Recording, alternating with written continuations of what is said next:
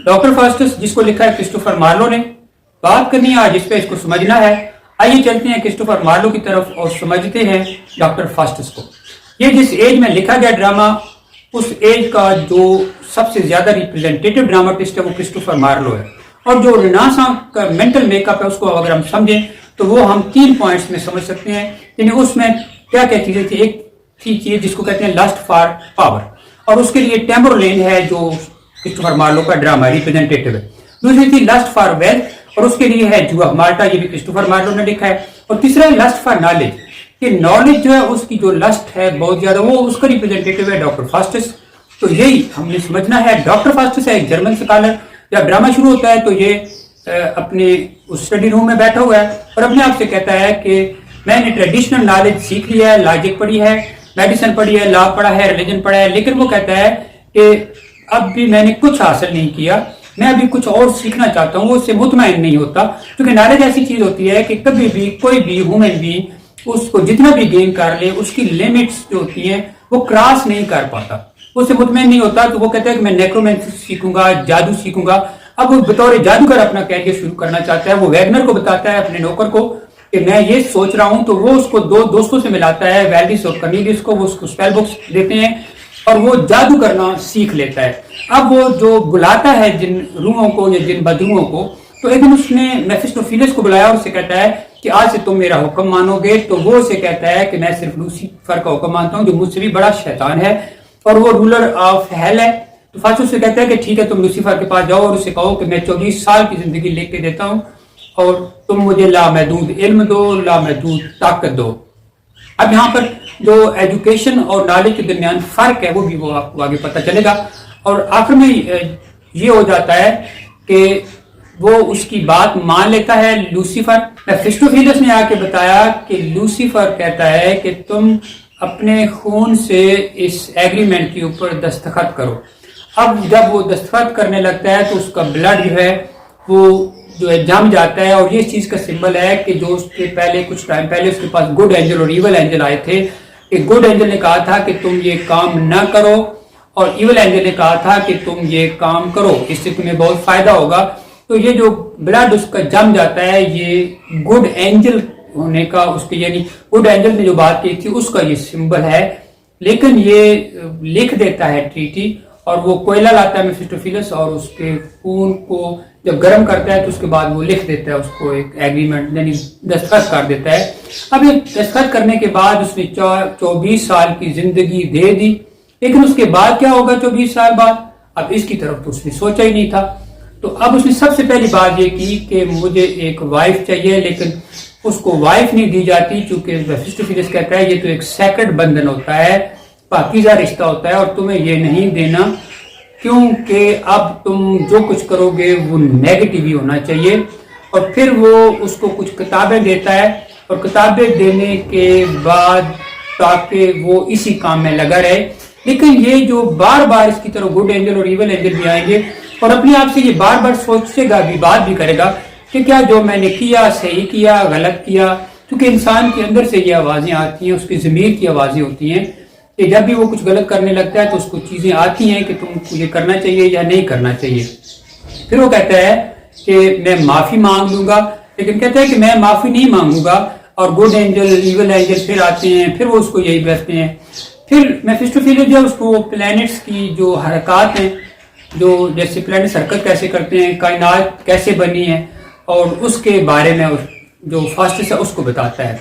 तो फिर फास्टस ने एक सवाल पूछा था कि कायनात को किसने बनाया है, लेकिन अब मेफिस्टोफेलिस उसको ये भी नहीं कह सकता कि इसको गॉड ने बनाया है, क्योंकि वो गॉड का जिक्र ही नहीं चाहता, वो उसकी तरफ आना ही नहीं चाहता, क्योंकि ये जवाब तो उसको फिर कभी नहीं मिला। फिर उसने क्या किया कि एक उसके सामने से उसको एंटरटेन करने के लिए 7 डेडली सिंस जो है वो वहां से गुजरते हैं, जिनमें वो ह्यूमन बीइंग की शक्ल में आते हैं, वो उसको एंटरटेन करते हैं। जैसे उसके अंदर वो प्राइड है, एनवी है, रात है, और कोविटसनेस है, ग्लटनी है, लेचरी है, स्लॉथ है। अब ये सारी चीजें जो है ये इसलिए हैं कि ये ऐसे सिन हैं जो तमाम दुनिया के जितने भी लोग हैं उनको ये सिन नहीं करने चाहिए। और ये जो सिन है ये एंटरटेन करते हैं वक्ती, लेकिन बाद में आपकी लाइफ को ये सारे के सारे जो है ये परेशान कर देते हैं। तो फिर वो बाद में बार बार माफी मांगने की तरफ जाता है, सोचता है तो लूसीफर आ जाता है और उसे कहता है कि तुमने मेरे साथ एग्रीमेंट किया है और आज के बाद तुम गॉड और क्राइस्ट का नाम नहीं लोगे। तो ये कहता है कि ठीक है, मैं जो है उसका नाम नहीं लूंगा। तो फिर अब उसको खुश करने के लिए उसको एक और किताब देता है। अब ये जो मेफिस्टोफेलिस है ये एक दिन उसको ले जाता है पूरी दुनिया के यानी टूर पर, उसको चक्कर लगवाता है। अब वो जो चक्कर लगवाता है तो वो यानी वर्ल्ड टूर पर ले जाता है और वो फिर उसको दुनिया के राजों के बारे में बताता है। अब वो रोम में जाके उतर जाते हैं तो फास्टस कहता है कि मैंने अजायबात देखने हैं, लेकिन उससे पहले वो उससे कहता है कि तुम ऐसा करो कि ये जो पोप है ना इसको डिस्टर्ब करो, इसको परेशान करो।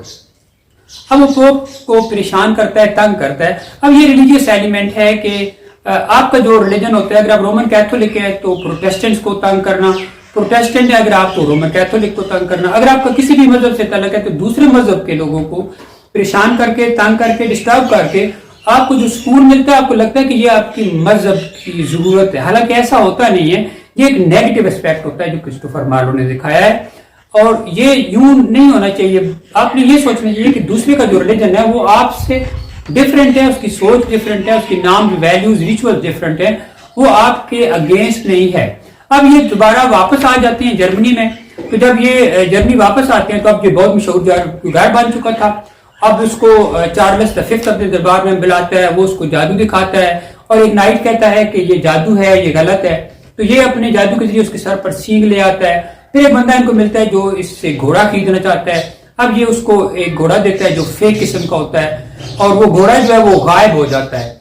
फिर जो उसको कहा जाता है, वैगनर आकर कहता है कि ड्यूक ऑफ वेन हॉल जो है उसने तुमको बुलाया है और उसकी डचेस और ड्यूक को उसने एंटरटेन करना है। अब वो कहता है कि मेरी डचेस को चाहिए अंगूर, तो आजकल अंगूरों का मौसम भी नहीं है। तो फिर वो उसको साथ ये भी कहता है कि इसको जरूर के जरूर चाहिए, तो वो फिर उसको अंगूर मंगा भी देता है और उनको फिर उनको एंटरटेन करता है, लोगों को वो खुश करता है। और अब उसकी जिंदगी के 24 साल जो है वो पूरे हो चुके थे। फिर उसके जो कुछ दोस्त है वो आके वैगनर से पूछते हैं कि ये, उन्होंने पूछा था कि ये आजकल नजर नहीं आता। उसने कहा भी ये नेक्रोमेंसी में चला गया है, ये जादू करता रहता है, ये बदरुओं को बुलाता रहता है, उनसे बातें करता रहता है, उसने अपनी जिंदगी लिख दी है। तो उनको उस पर ना बड़ा अफसोस होता है। अब फिर अब जब उसके 24 साल पूरे हो गए तो एक ओल्ड मैन एक दिन आता है। अब ओल्ड मैन को बाहर से नहीं है, वो उसके अंदर की आवाज है, वो ओल्ड हो चुका है। अब वो से कहता है कि तुमने जो कुछ भी किया है गलत किया है, तुम अब भी माफी मांग लो, तुम इस सब को छोड़ दो, तुम इससे निकल आओ, गॉड माफ करेंगे, क्राइस्ट माफ करेंगे। लेकिन मेफिस्टोफेलिस उसको आके कहता है कि तुमने अब माफी मांगी, तुमने एग्रीमेंट लेके दिया था, अब तो मैं तुम्हारी खड़े खड़े जान ले लूंगा। और वो कहता है कि मैं इस ओल्ड मैन की वजह से भटक गया था, तो मैं ऐसा करो कि मुझे एंटरटेन करने के लिए हेलन ऑफ ट्राई को जो है उसको मेरी लवर बना दो, हम लवर और बिलावेड हो जाए।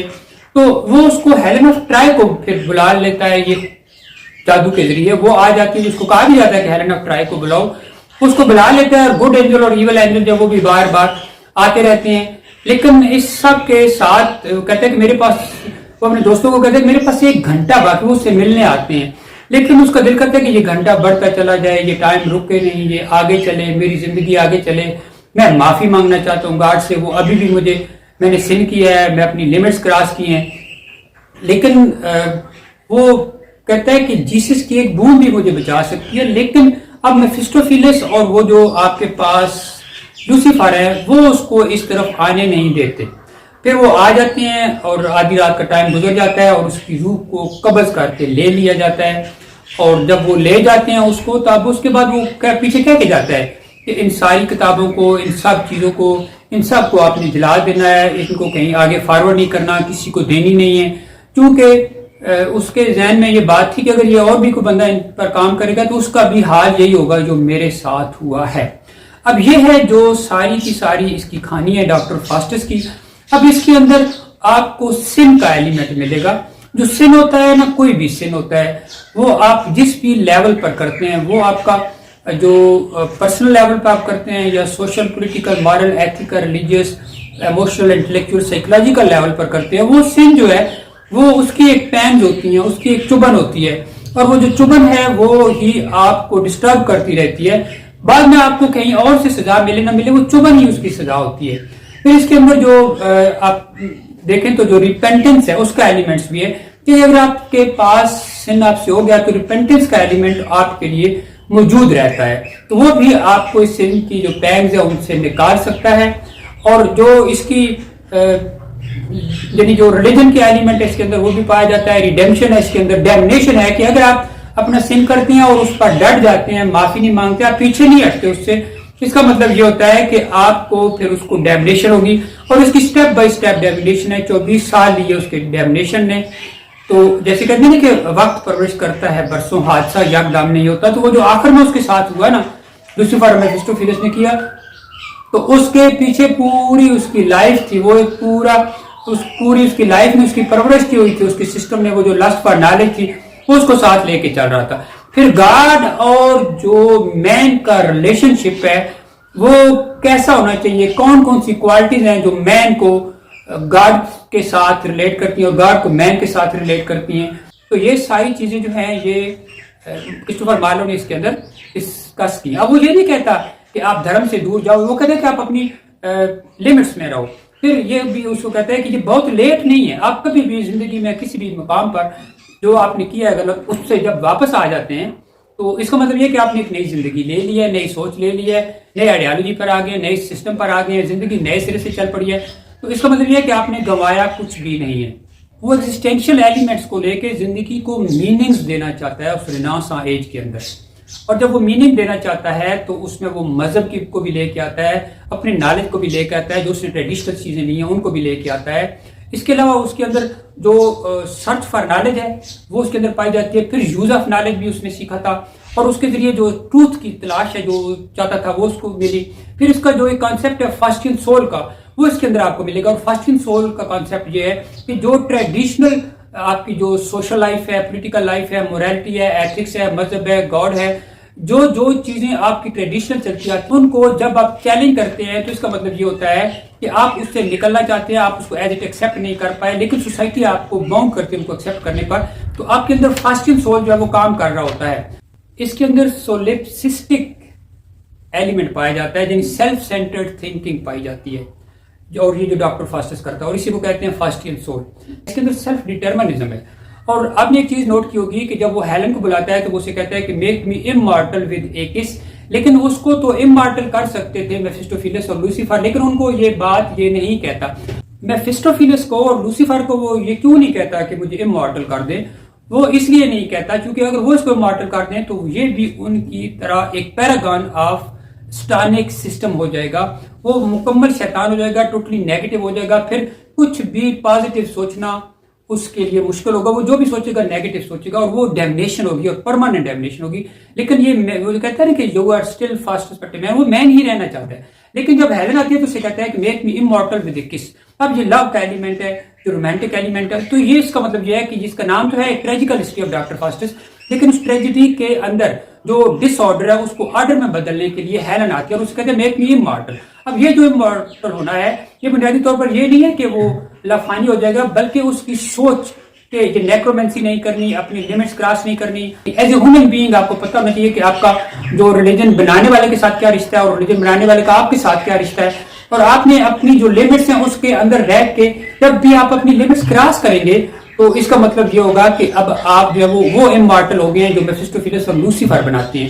لیکن جب آپ جو ہے وہ اپنی لمٹس میں بھی رہیں گے اور اس کو کراس نہیں کریں گے اور آپ کے لیے اینڈ پہ جب لائف آپ کی ختم ہونے والی ہے تو آپ کو پینس نہیں ہوں گی کہ آپ نے جو زندگی ہے وہ ساری کی ساری ضائع کر دیے، تباہ کر دیے، برباد کر دیے.